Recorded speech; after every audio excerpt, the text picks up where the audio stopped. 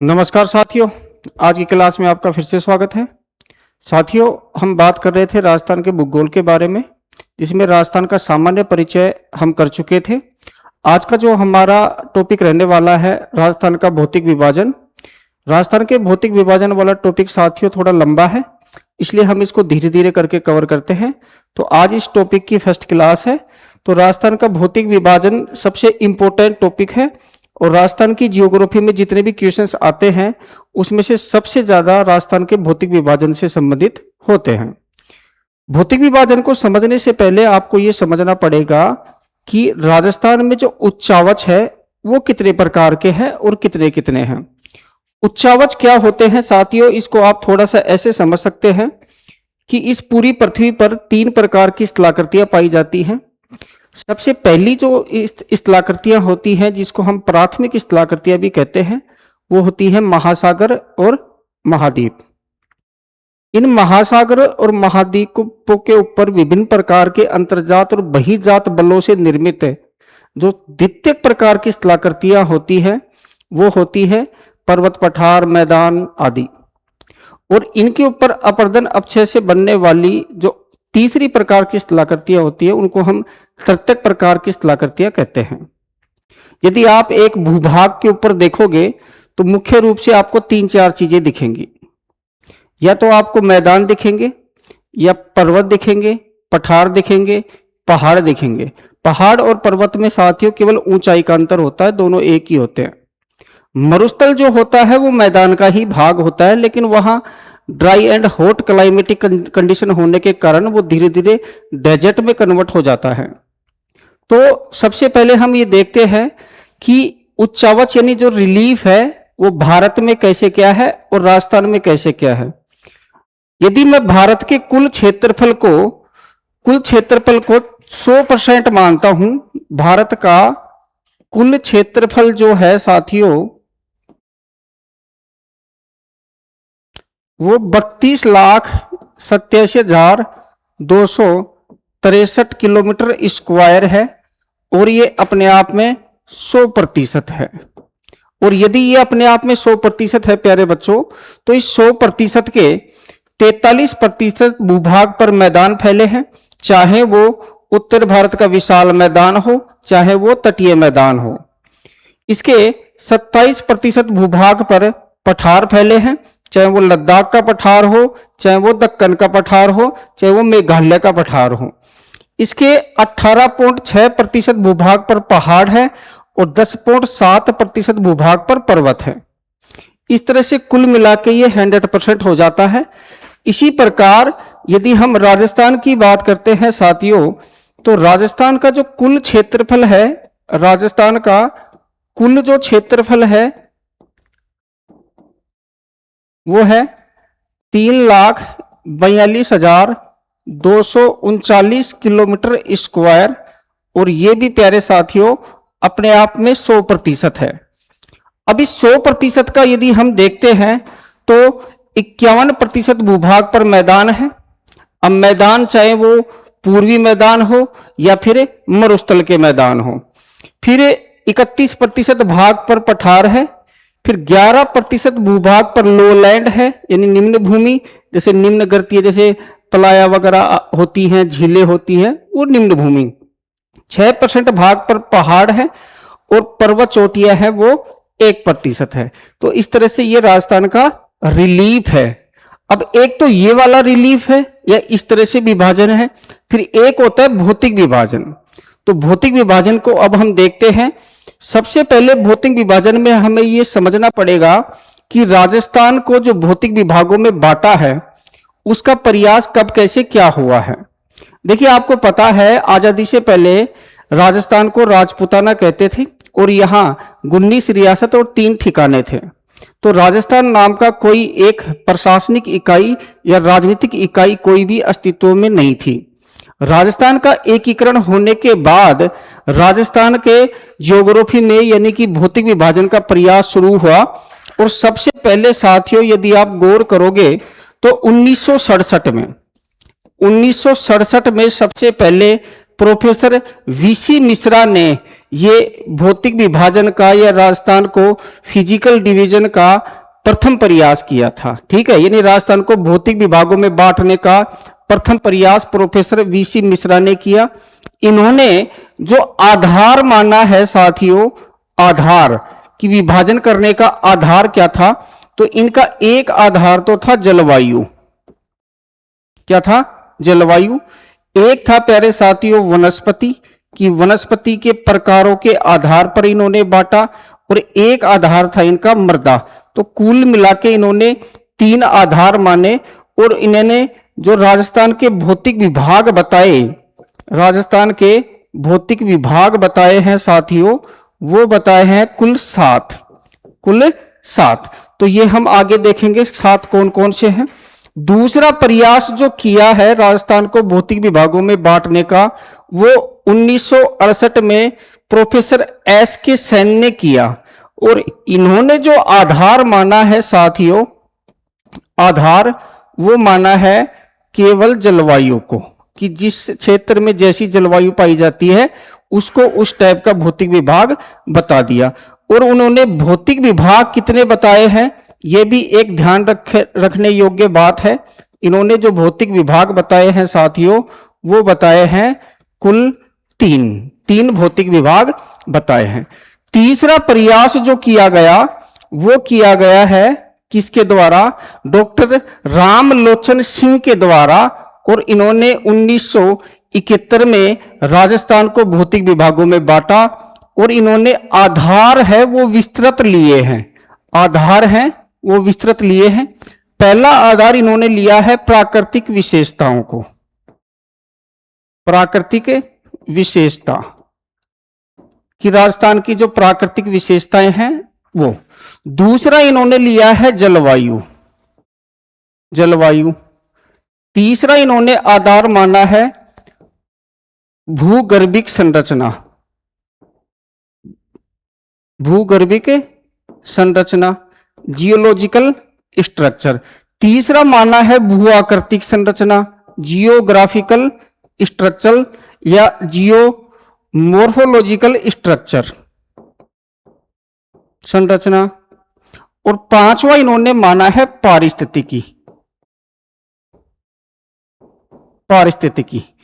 ये इन्होंने 5 आधार माने हैं, और सर्वाधिक विस्तृत आधार रामलोचन सिंह ने ही माने हैं। और इन्होंने जो भौतिक विभाग बताए हैं साथियों, वो भी थोड़े से विस्तृत रूप से बताए हैं और थोड़े से कॉम्प्लेक्स रूप से बताए हैं। इन्होंने कहा कि राजस्थान 2 भागों में बटा है, 4 उपभागों में बांटा है राजस्थान को, 4 उपभाग, और 12 है साथियों वो है गौण भाग, गौण भाग, 12 गौण भाग या माइनर एरिया। फिर चौथा जो प्रयास हुआ है वो 2 लोगों ने संयुक्त रूप से प्रयास किया है, doctor Hari Mohan Saxena and professor A K. Tiwari, professor A K. Tiwari.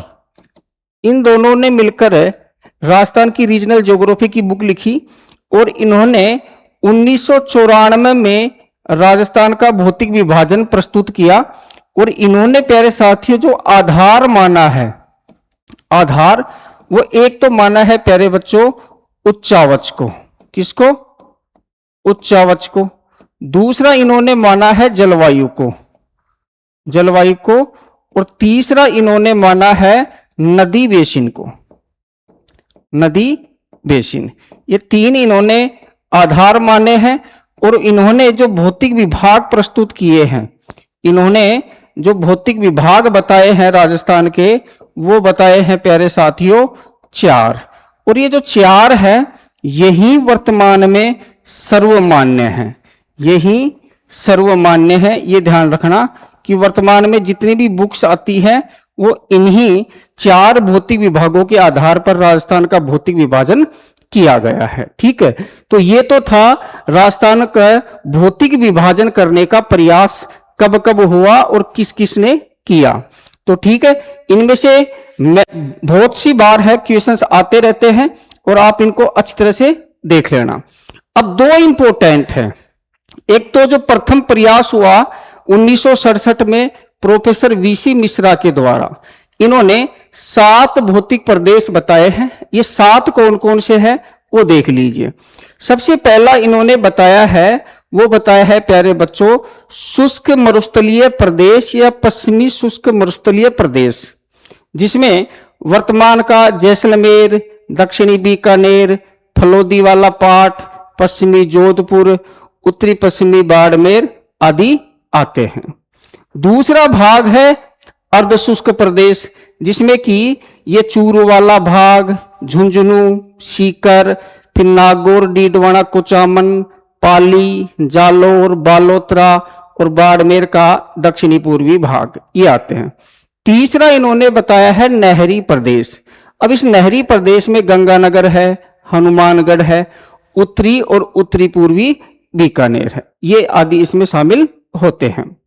फिर उन्होंने बताया है पूर्वी कृषि प्रदेश, ठीक है, जिसमें कि अपना जो पूर्वी मैदान है वो शामिल होता है, जिसमें साबी, रूपारेल, बाणगंगा का मैदान है, बनास का मैदान है, फिर इधर ये मेवाड़ वाला क्षेत्र है, और फिर साउथ में जाके ये जो डूंगरपुर उदयपुर के बीच वाला क्षेत्र है वहां तक चला जाता है, माही बेसिन का बागड़ क्षेत्र।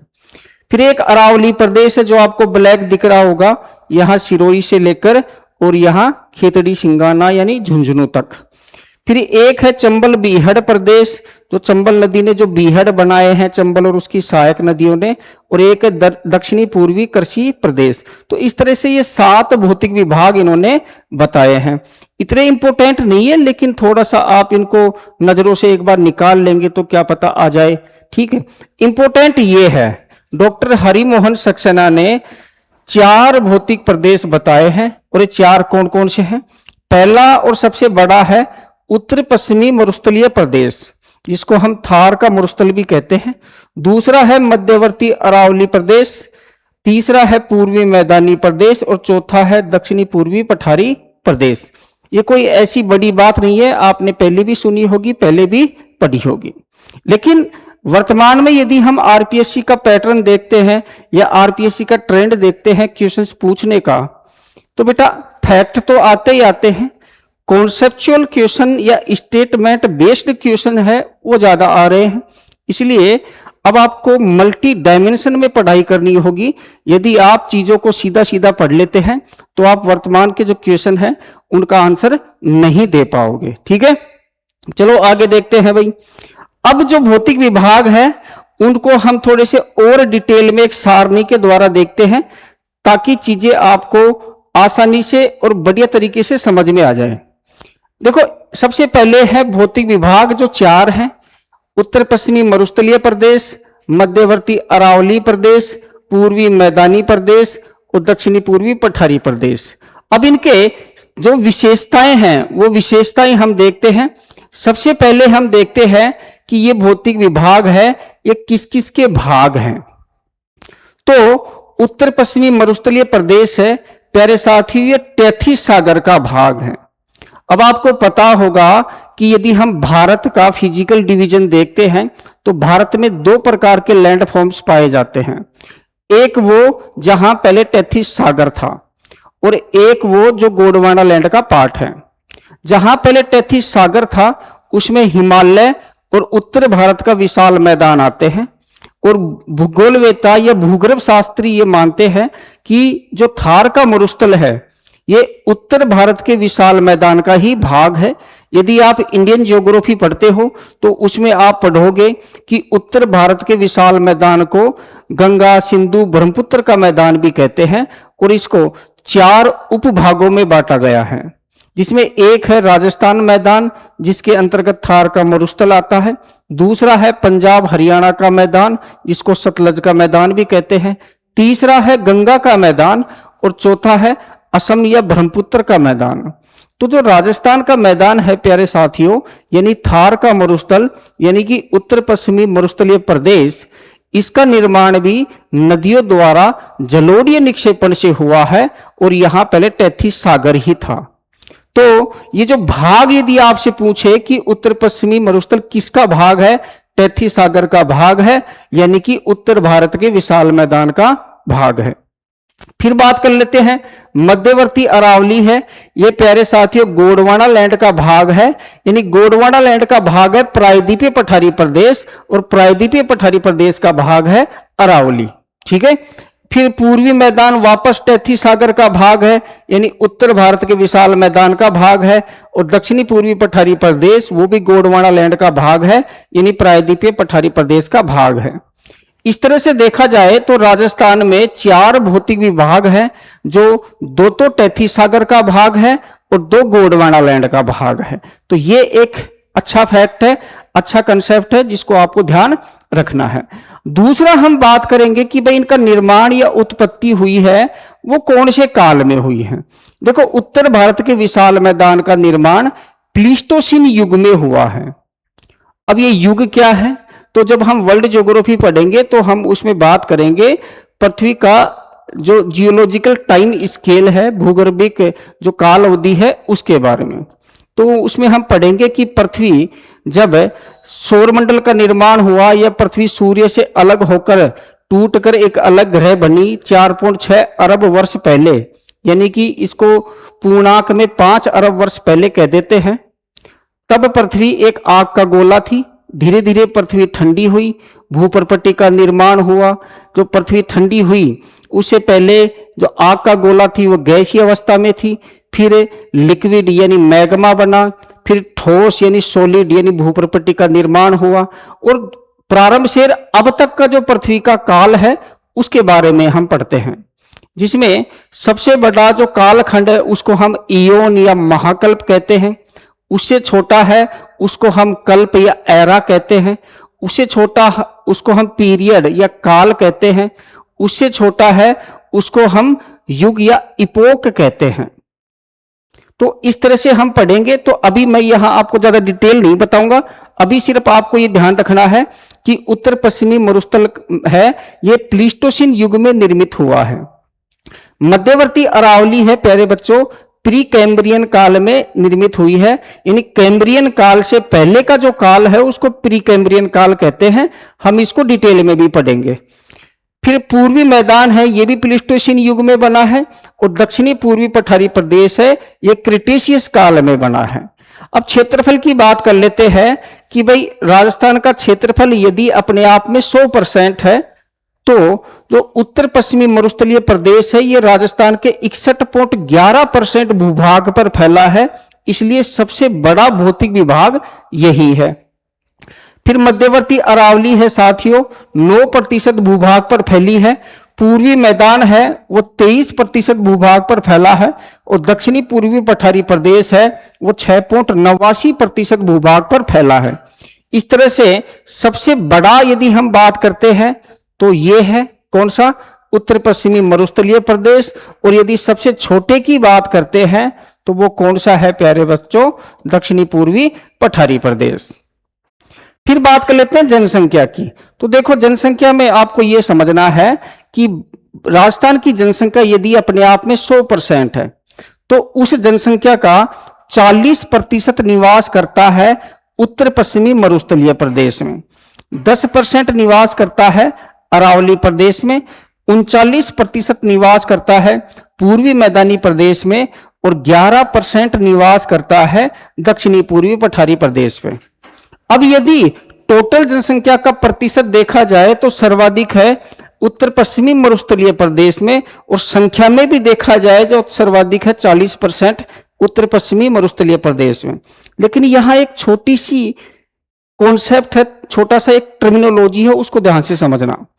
यहां 61.11% भूभाग पर 40% जनसंख्या है, और यहां 23% भूभाग पर 39% जनसंख्या है।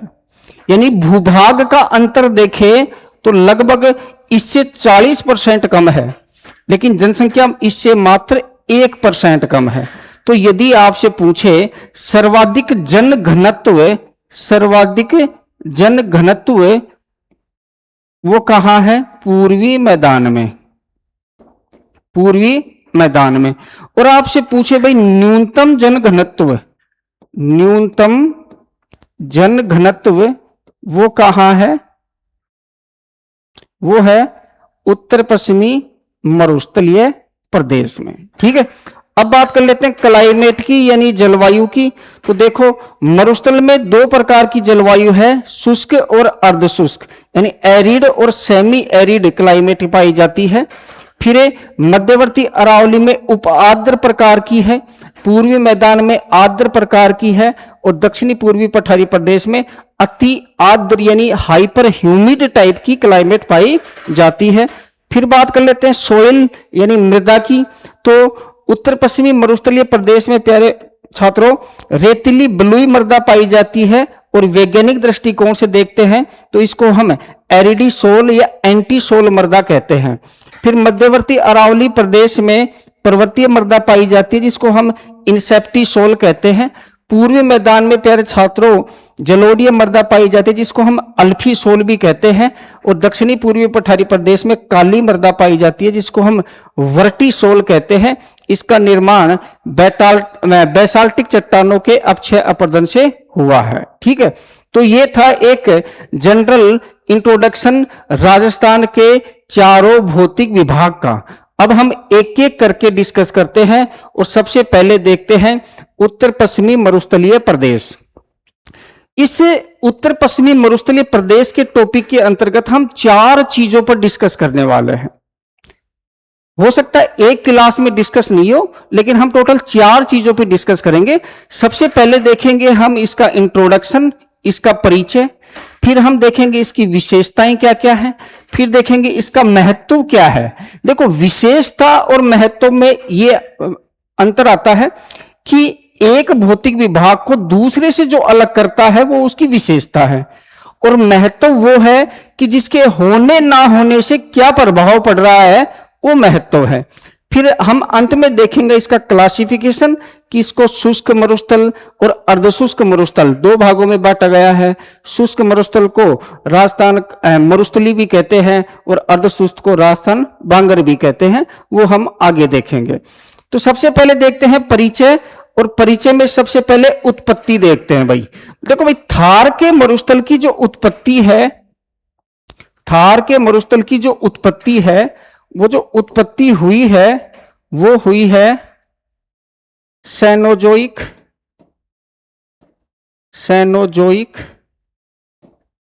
या नियोजोइक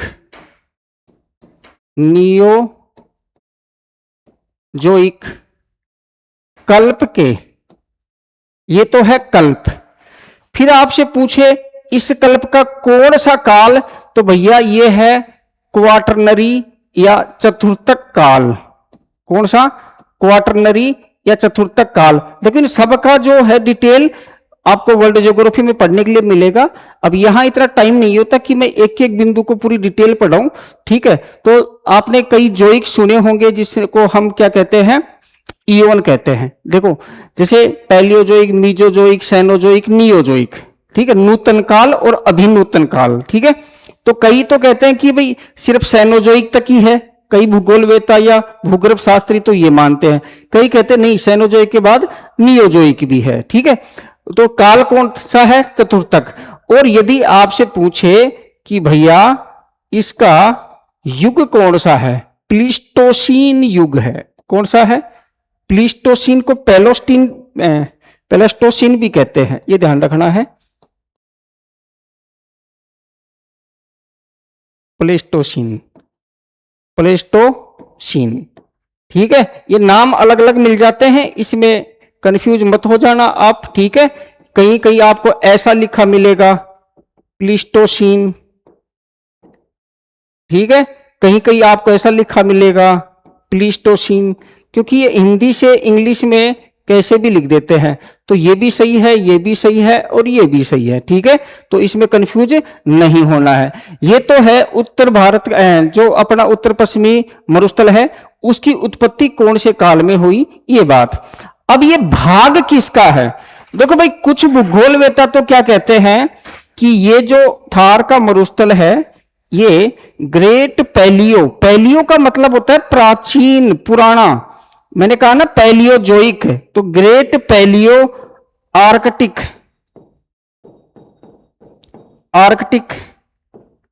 अफ्रीकन मरुभूमि, मरुभूमि का पूर्व की ओर विस्तार है, पूर्व की ओर विस्तार है, विस्तार है। कुछ भूगर्भ शास्त्री भूगोलवेत्ता कहते हैं कि जो ग्रेट पैलियो आर्कटिक अफ्रीकन जो मरुभूमि है जिसपे सहारा वगैरह रेगिस्तान है, वो ही आगे बढ़ती है पूर्व की ओर, और अरब का मरुस्थल, फिर अरब के मरुस्थल के बाद ईरान इराक के मरुस्थल, ठीक है, उसके बाद थार का मरुस्थल जो भारत पाकिस्तान में है, तो उसी का पूर्व की ओर विस्तार है। पहली बात तो ये। दूसरा, कुछ भूगोलवेत्ता कहते हैं कि नहीं, ऐसा नहीं है, ये टेथिस सागर का भाग है। यहां पहले टेथिस सागर था और टेथिस सागर के पीछे हटने से इसका निर्माण हो गया। ये क्या है? टेथिस सागर का भाग है। और वो भूगोलवेत्ता इसके पक्ष में कई प्रमाण देते हैं कि ये टेथिस सागर का भाग है। अब ये प्रमाण कौन कौन से हैं वो देखिए भाई। सबसे पहले कि थार का मरुस्थल या जो अपना उत्तर पश्चिमी मरुस्थल है, ये टेथिस सागर का भाग है। इसके पक्ष में क्या क्या प्रमाण है? भूगोलवेत्ता कहते हैं कि भाई पहला प्रमाण तो यह है कि यहां अवसादी चट्टानें पाई जाती हैं और इन अवसादी चट्टानों में जीवाश्म ईंधन पाया जाता है। क्या पाया जाता है? जीवाश्म ईंधन। और जीवाश्म ईंधन क्या है? जीवाश्म ईंधन है भैया दो प्रकार के, एक तो पेट्रोल एंड गैस और एक है भैया कोयला। अब आपको यह पता होगा कि ट्रशियरी कालीन जो चट्टानें हैं, ये अवसादी चट्टानें कौन सी हैं? ये ट्रशियरी कालीन चट्टानें हैं, तृतीयक युग की चट्टानें हैं। कौन सी हैं? ट्रशियरी कालीन, टर्शियरी कालीन चट्टानें। अब भैया ये ट्रशियरी कालीन चट्टानें हैं, इनमें मिलता है पेट्रोल, प्राकृतिक गैस और कोयला। अब देखो, जब पृथ्वी के भ्रंशन हुए, भ्रंश बने, तो इन भ्रंशों में जीव जंतु, महासागरीय जीव जंतु के दबने से उनके जीवाश्म से बना पेट्रोल और गैस, और बड़े बड़े पेड़ पौधों के दबने से बना कोयला। अब राजस्थान में लिग्नाइट प्रकार का कोयला पाया जाता है, आपको पता है, थार के मरुस्थल में। ये पलाना, कपूरी, जालिपा, गिरल, बरसिंगसर, गुडा, ये सब क्या है? ये लिग्नाइट कोयले की खान है। तो वहां यदि कोयला पाया जा रहा है तो किसी न किसी समय यहां बड़े बड़े पेड़ थे और पेड़ों के दबने से यहां कोयला बना। और यदि थार के रेगिस्तान में पेट्रोलियम, प्राकृतिक गैस पाई जा रही है तो यहां किसी न किसी समय समुद्री जीव दबे होंगे भ्रंशों में, और समुद्री जीव कहीं और से आके तो दबे नहीं, तो मतलब पहले यहां समुद्र भी था। अब आप कहोगे कि सर कभी तो आप पेड़ पौधे बता रहे हो, कभी समुद्र बता रहे हो। बेटा, पृथ्वी जब से बनी अब तक पृथ्वी ने कई रूप बदले हैं। पृथ्वी पे कभी कभी तो क्या होता है, पूरी तरह बर्फ जम जाती है, जिसको हम हिमयुग कहते हैं, आइस एज कहते हैं। पूरी पृथ्वी का तापमान इतना ज्यादा ठंडा हो जाता है कि सब कुछ बर्फ से ढक जाता है। कभी कभी पृथ्वी पे बर्फ पिघलती है तो फिर महासागर बन जाते हैं। जो लैंड है वहां से बर्फ पिघल के जाएगी तो फिर जंगल उग जाते हैं। तो परिवर्तन होता रहता है। अपनी उम्र 20, 30, 50 साल हुई होगी आप में से जितने भी हैं जो ये वीडियो देखेंगे, उनकी मैक्सिमम उम्र 45 साल मिलेगी, क्योंकि आरएएस का एग्जाम 45 साल बाद आप दे नहीं सकते हो। 40 तो सामान्य है, उसके बाद 3 साल और 5 साल की छूट है, आरक्षण है। ठीक है, पहला तो ये है पक्ष में प्रमाण। दूसरा है माइकासिस्ट चट्टानें। अभी माइकासिस्ट चट्टानें क्या है भाई? माइकासिस्ट चट्टानें धरातल के नीचे पाई जाती हैं और इन चट्टानों में पाए जाते हैं लवण, यानी कि नमक। नमक, अब ये नमक क्या है प्यारे बच्चों? केशिकातुए, केशिकातुए या केशाकर्षण, केशाकर्षण जिसको कैपिलरी एक्शन भी कहते हैं। केशाकर्षण विधि द्वारा, विधि द्वारा ये नमक ऊपर आ जाता है, ऊपर आ जाता है, और इससे बनती है लवणीय झीलें या खारे पानी की झीलें, खारे पानी की झीलें। अब कुछ भूगोलवेत्ता ये कहते हैं कि खारे पानी की झीलें जो बनी है पहले, ये टेथिस सागर के अवशेष हैं। यानी यहां पहले क्या था, टेथिस सागर। अब आप देखो हिमालय में भी पैगोंग तसो झील, लद्दाख में तसो मोरोरी झील, तसो कार झील, ये सारी की सारी खारे पानी की झीलें हैं। तो भूगोलवेत्ता ये कहते हैं कि खारे पानी की झीलें कहां से आई, तो यहां पहले टेथिस सागर था, उसी के अवशेष हैं। फिर भूगोलवेत्ता ये कहते हैं, उनकी आलोचना करते हुए कि भैया अवशेष है तो झील एक बार सूख गई, फिर दोबारा खारा पानी कहां से आया, तो बोले सुन मेरी बात, ये नीचे माइकासिस्ट चट्टाने है ना, इन झीलों का पानी, इन झीलों का पानी रिसकर जमीन में नीचे जाता है ऐसे, और नीचे माइकासिस्ट चट्टाने हैं, इन चट्टानों के नमक को या लवणों को घोल देता है, घोल के फिर कैपिलरी एक्शन, ये केशाकर्षण पद्धति के द्वारा ऊपर आता है। अब केशाकर्षण पद्धति भी मैं समझाने बैठ जाऊंगा तो फिर क्या मतलब आ रहा है इसकी तैयारी करने का। आपने बचपन में पढ़ा होगा 9वीं 10वीं में साइंस में कि चिमनी की बाती में तेल चढ़ता है, कौन सी पद्धति से, केशाकर्षण से। हम पेड़ों की जड़ में पानी डालते हैं, खनिज लवण डालते हैं, वो पत्तियों तक कैसे पहुंचता है, केशाकर्षण पद्धति से। तो वही पद्धति है, उसके बारे में कभी डिटेल में बात करेंगे। तो दो, तीसरा है कुलधरा गांव। अब भैया ये कुलधरा गांव है, ये है जैसलमेर में, ये है जैसलमेर में, जैसलमेर में। और एक कुलधरा गांव टूरिज्म की दृष्टि से भी इंपॉर्टेंट है, क्योंकि ऐसे कहते हैं यहां एक रात में ही पूरा गांव खाली हो गया था, वो अलग स्टोरी है, हिस्ट्री वाले सुनाएंगे आपको, ठीक है। जैसलमेर में है, यहां क्या है, इयोसिन काल की, इयोसिन युग की मछली के अवशेष मिले हैं, मछली के अवशेष, बड़ी बड़ी मछलियों के कंकाल मिले हैं।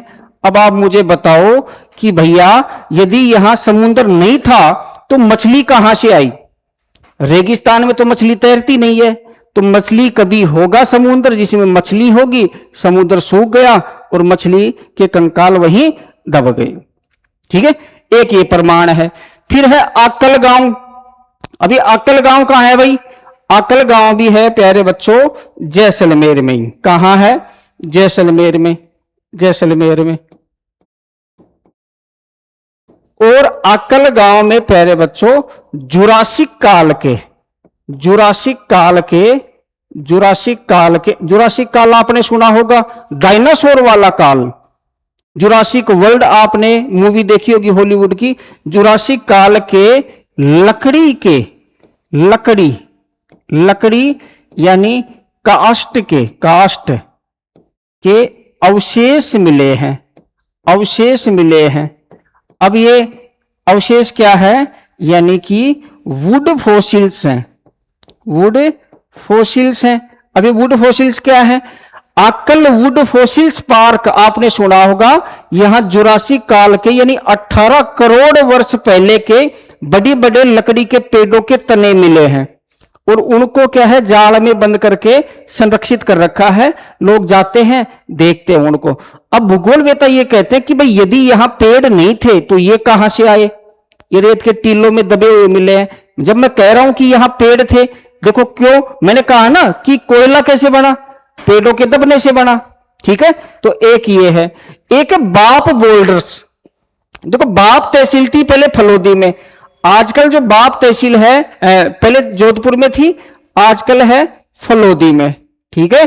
और फलोदी में क्या है भैया, बाप बोल्डर्स मिले हैं, यानी कि ये परमो कार्बोनीफेरस युग के, परमो कार्बोनीफेरस युग के। अब ये कार्बोनीफेरस युग क्या है, देखो आप पढ़ोगे पैलियोजोइक, मीजोजोइक, सीनोजोइक, नियोजोइक। तो अब आप मीजोजोइक में आप पढ़ोगे, पहले पैलियोजोइक में पढ़ोगे आप, ठीक है, कैम्ब्रियन काल, ओर्डोविशियन, सिल्यूरियन काल, ऐसे परमियन काल आएगा, परमियन के बाद आएगा कार्बोनीफेरस।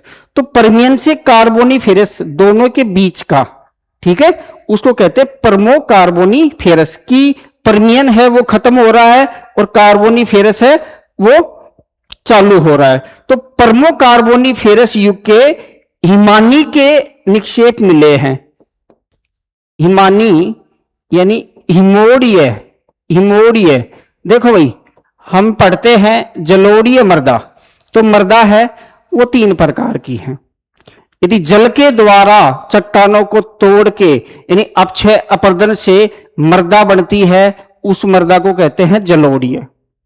यदि वायु के द्वारा अपक्षय अपरदन से चट्टान को तोड़कर मृदा बनती है, उसको कहते हैं वायोड़ीय या वातोड़ीय। और यदि हिम के द्वारा चट्टान को तोड़कर अपक्षय अपरदन से मृदा बनती है, उसको कहते हैं हिमोड़ीय मृदा यानी मोराइंस। ठीक है, अब ये भी कभी और डिटेल में देख लेंगे। तो हिमोड़ीय निक्षेप मिले हैं भैया। अब हिमोड़ीय निक्षेप मिले हैं, इससे क्या साबित होता है कि किसी युग में यहां हिम थी। आइस एज के समय यहां चारों तरफ हिम ही हिम थी, यानी बर्फ ही बर्फ थी। अब आज मरुस्थल है तो किसी न किसी समय बर्फ भी थी, यह भी सत्य है। अब है भादुरा बोल्डर्स। अब भादुरा बोल्डर्स क्या है प्यारे साथियों, इसको भी आप समझो कि भादुरा भी कहां है, फलोदी में। कहां है, फलोदी जिले में, फलोदी में। अब यहां क्या मिले हैं, यहां भी परमो कार्बोनिफेरस युग के, परमो कार्बोनिफेरस युग के, कार्बोनिफेरस युग के सागरीय निक्षेप मिले हैं। सागरीय निक्षेप। अब आप कहोगे सर ये सागरीय निक्षेप क्या है? सागरीय निक्षेप ये है कि सागर की लहरें जो समुद्र के तट के ऊपर रेत का निक्षेप कर देती है, कंकड़ पत्थर बजरी का निक्षेप कर देती है, उसको कहते हैं सागरीय निक्षेप। तो अब यहां सागरीय निक्षेप मिले हैं, तो मतलब किसी न किसी समय यहां कोई ना कोई सागर था। और भूगोलवेत्ता कहते हैं कि प्यारे साथियों इस सागर का नाम टैथी सागर था। क्लियर? आगे देख लेते हैं गोंडवाना क्रम की चट्टान। अब थोड़ा सा आप समझो कि ऊपर तो मरुस्थल है, मान लिया मैंने मरुस्थल है। अब मरुस्थल की मिट्टी हटाते जाओ हटाते जाओ हटाते जाओ, तो नीचे जो चट्टान आएगी वो कौन सी है? वो गोंडवाना क्रम की चट्टान है। अब आप कहोगे सर गोंडवाना क्रम की चट्टान है, तो इससे क्या साबित हुआ? इससे यह साबित हुआ प्यारे बच्चों कि अरावली तक, अरावली तक क्या है? आर्कियन क्रम की चट्टानें हैं, यानी गोंडवाना लैंड का भाग है। अब गोंडवाना क्रम की चट्टानों में मिलते हैं क्या? कोयला वगैरह। ठीक है ना, क्या मिलते हैं? कोयला वगैरह मिलते हैं। इसलिए मरुस्थल बाद में बना है। जो प्रायद्वीपीय पठारी प्रदेश है उसी की चट्टानें इस मरुस्थल के नीचे हैं। पहले यहां इसके ऊपर सागर का पानी लहराता था। अब यदि हम बात करते हैं किसकी? उत्तर भारत के विशाल मैदान की, तो वहां तो सैकड़ों मीटर तक नीचे क्या है? मिट्टी मिट्टी है, क्योंकि वो एक गड्ढा था, ठीक है, जिसको अग्रगर्त कहते हैं।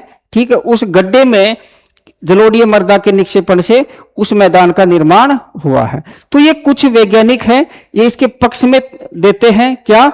सबूत या प्रमाण कि भाई यहां पहले क्या था? टैथीज सागर था। एक एक करके मैंने आपको समझा दिया है, ध्यान से देख लेना। अब बात कर लेते हैं इसका निर्माण कैसे हुआ, फॉर्मेशन। तो भैया यहां पहले महासागर था, महासागर यानी टैथी सागर था, वो हट गया।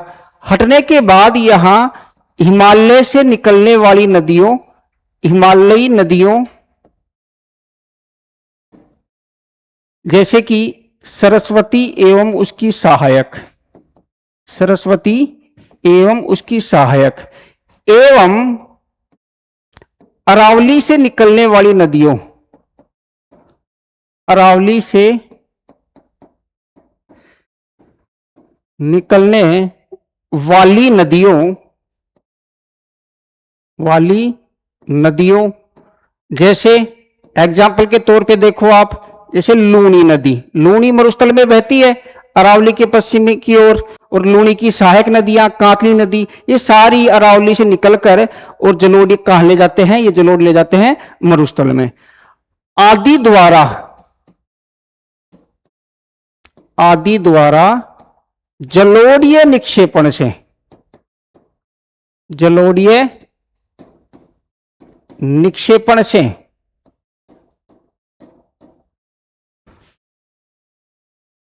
शुष्क मैदान का निर्माण हुआ।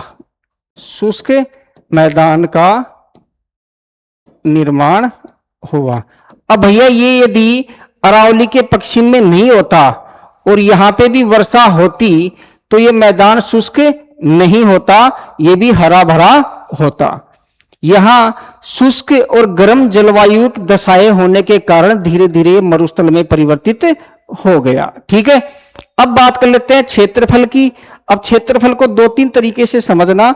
पहला तो आप ये समझना कि इसका कुल क्षेत्रफल बताया जा रहा है या जाता है वो 2,33,000 किलोमीटर स्क्वायर, ये तो कुल है। फिर कहते हैं राजस्थान में कितना है, तो राजस्थान में है 2,09,142 kilometre square.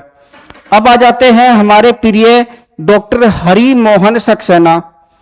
Doctor Hari Mohan Saxena, doctor Hari Mohan Saxena ये क्या कह रहे हैं कि भैया जो शुद्ध मरुस्थल बचा है, शुद्ध मरुस्थल, पहाड़ी वगैरह सब काट दो, त्रिकुट पहाड़ी, चिड़िया टूंग की पहाड़ी सब काट दो, जो शुद्ध मरुस्थल बचा है वो है 1,75,000 किलोमीटर स्क्वायर।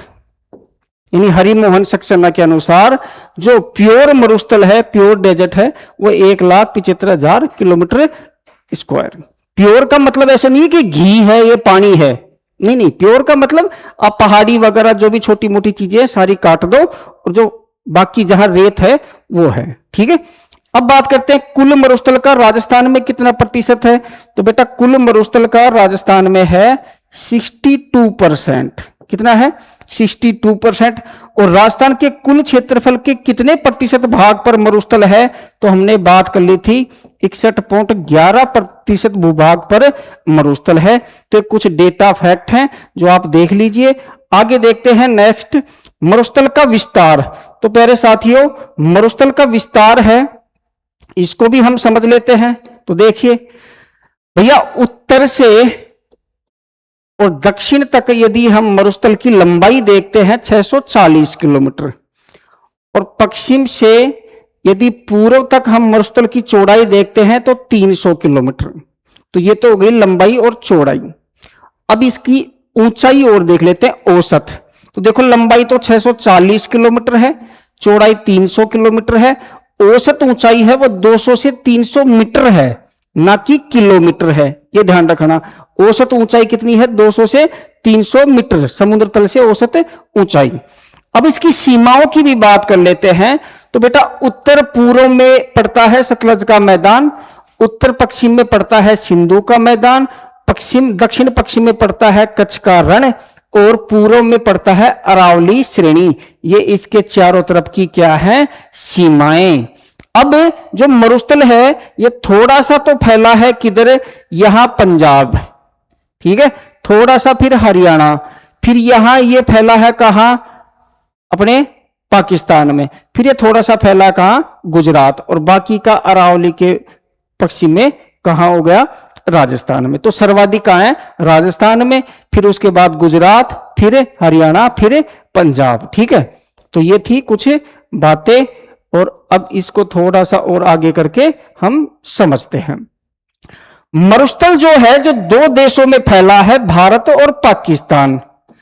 और प्यारे बच्चों भारत में इसका नाम है थार का मरुस्थल, थार मरुस्थल। और कुल मरुस्थल का 85% है वो भारत में है, और ये भारत में 4 राज्यों में फैला है। 4 राज्यों के नाम है, राजस्थान में सर्वाधिक है, राजस्थान, दूसरा गुजरात में दूसरे स्थान पर, तीसरा हरियाणा, और चौथा है प्यारे बच्चों पंजाब। तो ये 4 राज्य हैं राजस्थान के, भारत के, जहां थार के मरुस्थल का विस्तार है। पाकिस्तान में इसका नाम है प्यारे बच्चों चोलिस्तान, चोलिस्तान, चोलिस्तान। इसका कुल मरुस्थल का 15% पाकिस्तान में है, और यह 2 राज्यों में फैला है, 2 प्रांतों में। एक तो पाकिस्तान वाला पंजाब प्रांत और एक जैसलमेर बाड़मेर से लगने वाला जो हमारा है कौन सा, दूसरा सिंध प्रांत। ये दो प्रांत है पाकिस्तान के जहां थार के मरुस्थल यानी चोलिस्तान का विस्तार है। तो ये था मरुस्थल का भारत और पाकिस्तान में विस्तार। अब देख लेते हैं राजस्थान में मरुस्थल का विस्तार कौन कौन से जिलों और संभाग में है। तो देखिए 4 संभागों में मरुस्थल का विस्तार है, जोधपुर संभाग, बीकानेर संभाग, अजमेर संभाग और जयपुर संभाग। ठीक है, जयपुर संभाग का कौन सा, सीकर झुंझुनू वाला। ठीक, अजमेर संभाग का नागौर डीडवाना कुचामन वाला। ठीक है, अब देख लेते हैं जिले कितने हैं। इन 4 संभागों के 16 जिले हैं। पहला श्रीगंगानगर, हनुमानगढ़, बीकानेर, अनूपगढ़ था जिसको हटा दिया, एक बार शामिल हो गया फिर हटा दिया। फिर चौथा है चूरू, झुंझुनू, सीकर, नागौर, डीडवाना कुचामन, पाली, जोधपुर, जालोर, बाड़मेर, फलोदी, जैसलमेर, बालोतरा और व्यावर जिला। ये इंपॉर्टेंट है क्योंकि व्यावर अरावली का जिला है, लेकिन पाली जिले की रायपुर और जैतरण तहसील व्यावर में शामिल हो गई। ये दोनों अर्धशुष्क मरुस्थल का भाग है, यानी पाली जिला पहले किस में था, मरुस्थलीय जिलों में शामिल था। अब उसकी जो 2 तहसीलें हैं जैतरण और रायपुर वो ब्यावर में शामिल हो गई, इसलिए ब्यावर का कुछ पार्ट यानी पश्चिम वाला भाग है वो मरुस्थल के अंतर्गत आता है। इस तरह से ये 16 जिले हैं ये शामिल हैं। अब मरुस्थल का ढाल देख लेते हैं प्यारे बच्चों। तो मरुस्थल का ढाल समझने के लिए आपको 2 बात समझनी होगी। पहली कि इधर जाती है कौन सी नदी अपनी, वो जाती है घग्गर नदी, और प्यारे बच्चों इधर जाती है अपनी कौन सी, लूनी नदी, घग्गर और लूनी नदी।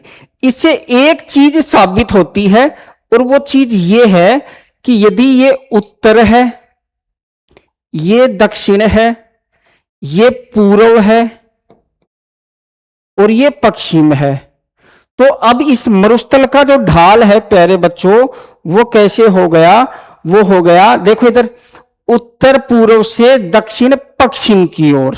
तो इसका ढाल किधर है, उत्तर पूर्व से दक्षिण पश्चिम की ओर, यानी कि उत्तर पूर्व में लगभग 300 मीटर है और दक्षिण पश्चिम में यहां देखते हैं तो लगभग 150 मीटर है। क्लियर है। अब डेजर्ट ब्लॉक की बात कर लेते हैं।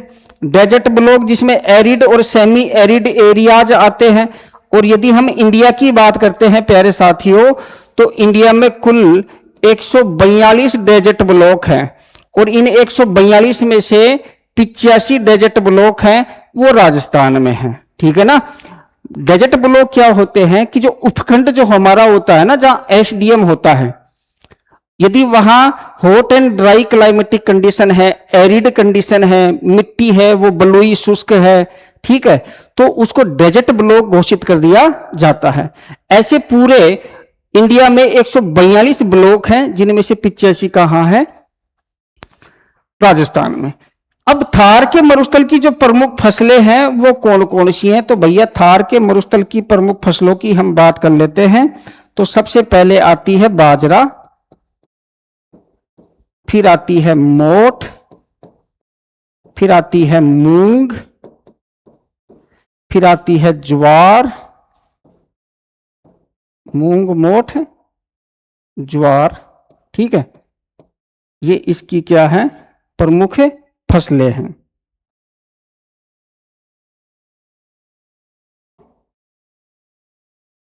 ज्वार, ठीक है, और भी कई छोटी मोटी फसलें होती हैं लेकिन ये इस क्षेत्र की प्रमुख फसलें हैं। अब देख लेते हैं थार के मरुस्थल की विशेषताएं। ऐसी क्या चीज हैं जो थार के मरुस्थल को अन्य भौतिक विभागों से अलग बनाती हैं। यदि ऐसा प्रश्न आ जाए कि निम्न में से कौन सी एक थार के मरुस्थल की विशेषता नहीं है, तो इनको ध्यान में रख लेना, ये सारी है। या मेंस में आ जाए कि थार के मरुस्थल की विशेषताएं लिखिए, तो यही लिख देना। अभी विशेषताएं एक एक करके देखते हैं। पहली चीज तो यह है कि यहां विभिन्न प्रकार के बालों का स्तूप पाए जाते हैं। बालों का स्तूपों के प्रकार हम आगे पढ़ेंगे, लेकिन यह ध्यान रखना यहां विभिन्न प्रकार के बालों का स्तूप पाए जाते हैं, यहां डाइवर्सिटी है, सैंड ड्यून्स में डाइवर्सिटी पाई जाती है। दूसरा, यह गर्म व शुष्क जलवायु दशाएं पाई जाती हैं, यानी कि यह विषम जलवायु पाई जाती है, यानी कि यह सर्दियों में -3 डिग्री से और गर्मियों में 49 डिग्री तक तापमान रहता है।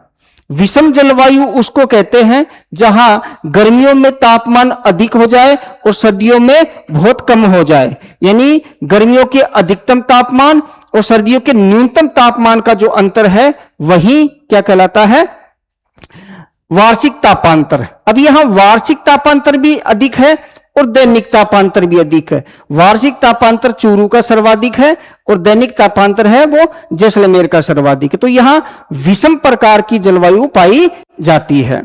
फिर यहां बलुई शुष्क मृदा पाई जाती है, ठीक है, जिसमें वाष्पीकरण बहुत जल्दी और ज्यादा होता है। यहां अल्प वनस्पति पाई जाती है, यहां केवल शुष्क कांटेदार वन पाए जाते हैं और मरुद्भिद प्रकार की वनस्पति पाई जाती है। अब एक कांटेदार वन और मरुद्भिद में क्या अंतर है?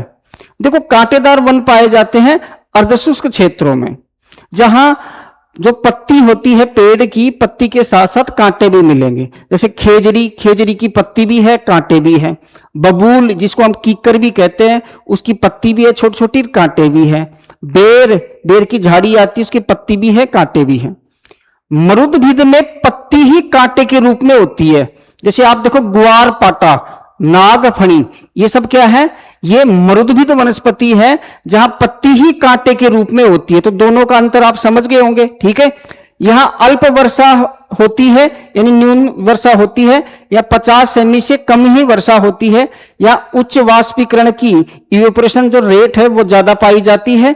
यहां प्लाया झीलें पाई जाती हैं, ऐसी झीलें जो बालू का स्तूपों के निम्न गर्तीय भाग या निम्न मध्यवर्ती भाग में वर्षा का जल भर जाने से बनी अस्थायी झील प्लाया झील कहलाती है। तो प्लाया झील की एक कंडीशन है कि वो बालू का स्तूपों के बीच में हो और वर्षा के जल भर जाने से बनी हो, अस्थायी हो, ठीक है। फिर यहां खारे पानी की झील भी पाई जाती है। प्रत्येक प्लाया खारे पानी की झील नहीं होती है और प्रत्येक खारे पानी की झील प्लाया भी नहीं होती है, ये आप ध्यान रखना, ठीक है।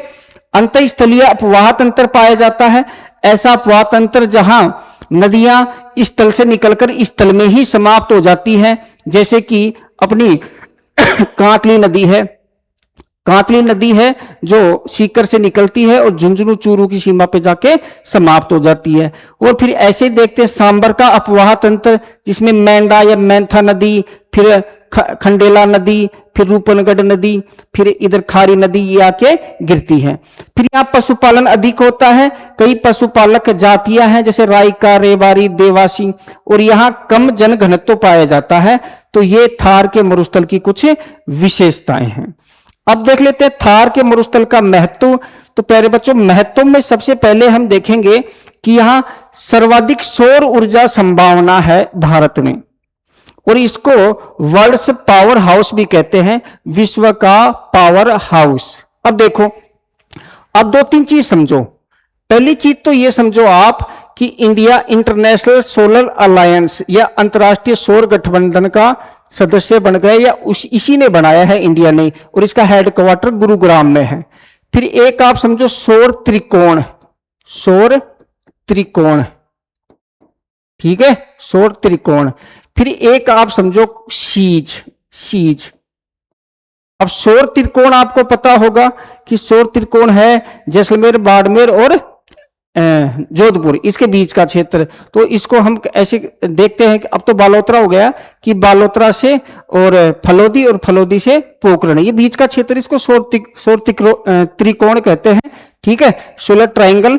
सीज है सोलर एनर्जी एंटरप्राइज जोन, ठीक है। इस सौर त्रिकोण में सोलर एनर्जी के बड़े बड़े प्लांट लग रहे हैं, जैसे भड़ला है, पोखरण है, फतेहगढ़ है, तो इसी को सीज कहते हैं। तो ये आगे और डिटेल में पढ़ाएंगे। सर्वाधिक जैव विविधता वाला मरुस्थल है, तो कि दुनिया में जितने भी मरुस्थल है ना, उसमें सर्वाधिक बायोडाइवर्सिटी है, जैव विविधता है, इसी मरुस्थल में पाई जाती है। यानी कि जीवों की जो प्रजातियां हैं, फ्लोरा एंड फौना की जो प्रजातियां हैं, वो सर्वाधिक इसी मरुस्थल में पाई जाती हैं। नेक्स्ट,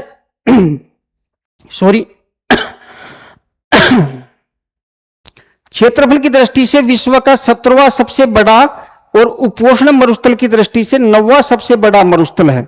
अब देखो भाई, मरुस्थल दो प्रकार के हैं। सबसे पहले तो जैसे ही आप ऐसे सुनोगे ना मरुस्थल, तो आपके दिमाग में ऐसे आएगा कि भाई बड़े बड़े रेत के टीले हैं, बालू का स्तूप है, उसको मरुस्थल कहते हैं। ऐसा नहीं है।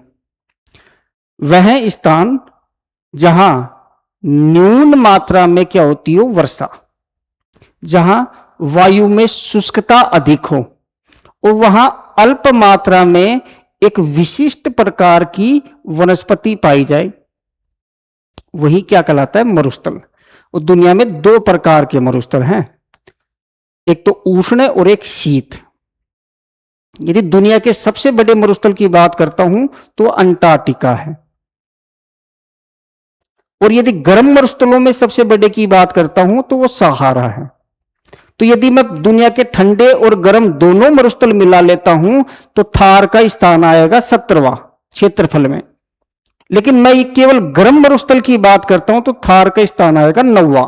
तो दोनों आप समझ गए होंगे, ठीक है। फिर अपतटीय क्षेत्र के अलावा भारत का सबसे बड़ा पेट्रोलियम का भंडार थार के मरुस्थल में पाया जाता है। अपतटीय, आपने सुना होगा ऑनशोर ऑफशोर। अपतटीय जैसे बॉम्बे हाई वगैरह, यहाँ अलियाबेट खड़ियाबेट जो द्वीप है खंबात की खाड़ी में, यहां जो पेट्रोल डीजल मिलता है। इसके अलावा भारत में सबसे ज्यादा अपतटीय क्षेत्रों में भंडार मिलते हैं। इसके अलावा यदि सर्वाधिक भंडार है तो थार के मरुस्थल में है, ठीक है। यह धात्विक और अधात्विक खनिज पाए जाते हैं, इनके भंडार है।